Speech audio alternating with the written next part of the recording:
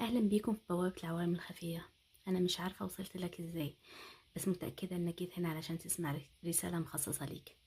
يمكن دي اول مرة تشوفني، بس متأكدة مش اول مرة تغطي تلمسك. لو حسيت انك متلخبط او في شي بيحصل من ورا ظهرك، خلي الورق يجاوب. النهاردة هناخد 3 كروت، وكل كارت الفقرة الاولى هديكم المعنى بتاعه العام، الفقرة التانية هديك رسالتك من خلال الكارت اللي انت اخترته. فعندي هنا 3 احجار، الرمادي والبينك والاخضر.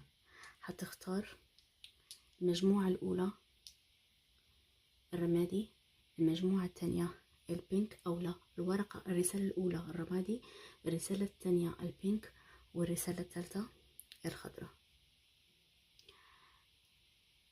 او بعد ما تسمع رسالتك، او لا، بعد ما تسمع الشرح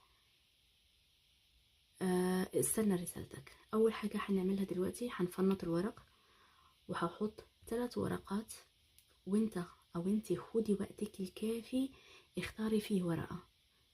حسي بالورقة اللي انت عايزة تختاريها، اسمعي رسالتك. ما لقيتيش نفسك فيها، شوفي اللي بعدها، ممكن تلاقي رسالة ليكي. اوكي، رسالة قصيرة ومعناها ان شاء الله يعجبكم.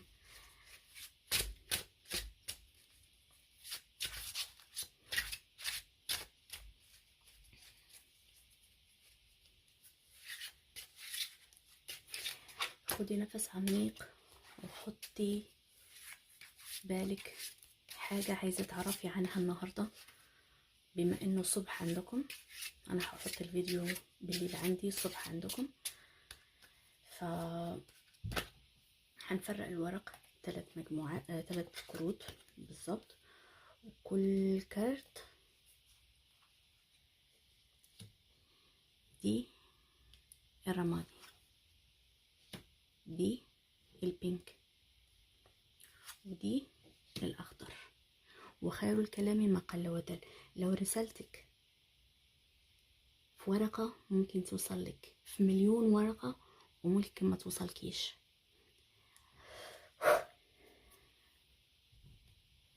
خدي نفس، اسألي الورق سؤال في بالك، وبعدين اختاري الرقم 1 أو 2 أو 3. وفي آخر فيديو هقرألك رسالتك اللي مستنياكي. خدي وقتك